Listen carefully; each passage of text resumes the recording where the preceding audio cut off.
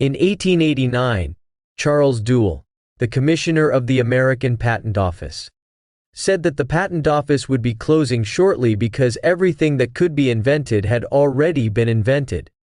Many accepted that statement, but fortunately for us, a number of people with curiosity, imagination, and creativity chose to believe otherwise. What should have been said is that everything that will ever be discovered or invented already exists in theory. We just need to discover and implement it. New discoveries are just like buried treasure. The treasure exists. Whether or not we can find it depends on how we are able to discover the unknown. So the discovery process is about finding new things, whether they are visible or whether they are not.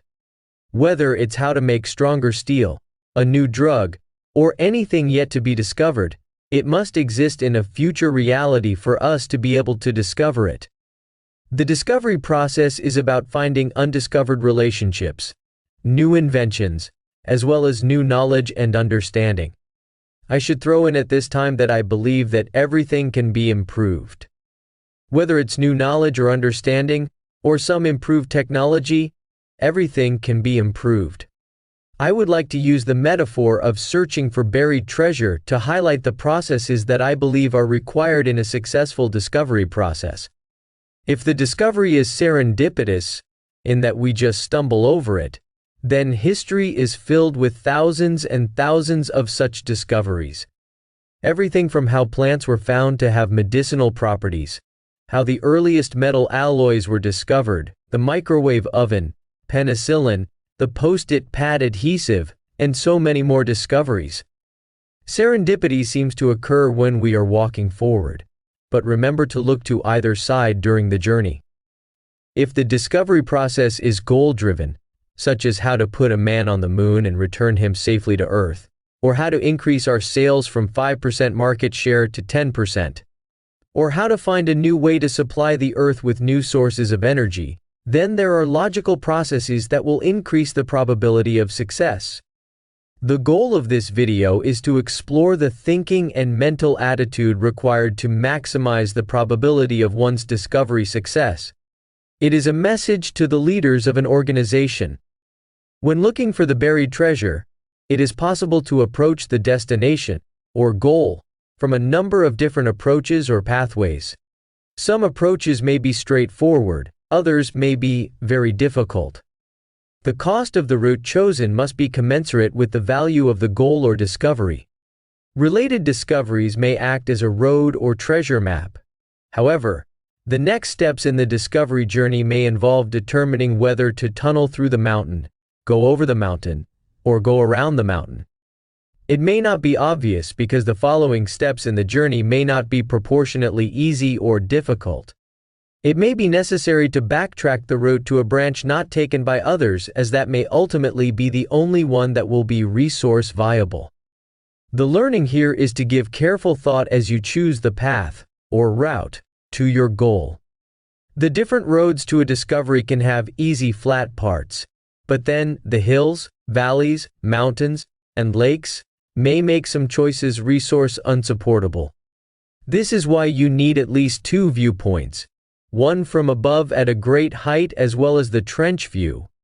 Even though the road is smooth now, you need to be able to see the mountains down the future path in time, so as to give yourself the option of other less resource-intensive routes. Getting somewhere at any cost is valid for only a few situations. In business, at any cost can often lead to bankruptcy. Be aware that the new discovery may not be an extension of the current knowledge and understanding. In the prehistoric search for better firewood, the discovery that some black goo oozing out of the ground would be a better source of heat was not an extension of the properties of different woods. Quantum mechanics is not an extension of classical Newtonian mechanics. It is totally different. Nevertheless, the reality of these discoveries have existed since the beginning of time. It was only a matter of who and when. So how does any of this help anyone to become a discoverer? Barring serendipitous discoveries, one needs a place to go, a destination of substantial value. The route or journey will require resources. The journey that requires the least resources to the destination or goal is the one that we are looking to find. Incremental discoveries will be about finding a new route that requires less resources to an already discovered place. Transformational discoveries will be about finding new roads to new places. New journeys to find new valuable discoveries. New buried treasure, or in our terms, new knowledge, understanding, or invention. The most important capability is to be able to find a transformational innovation and be able to separate it from the myriad of novel innovations of little value. Corporations do this task very poorly. They keep doing things because they can, and not because they should. I repeat, don't go someplace just because you can, but rather take the time to choose some place of value. Some place where the value of reaching the destination far outweighs the cost of the journey to get there. Corporations spend fortunes on novel innovations that turn out to be of little value. They mistakenly believe that an infinite number of monkeys working for an infinite time will generate success.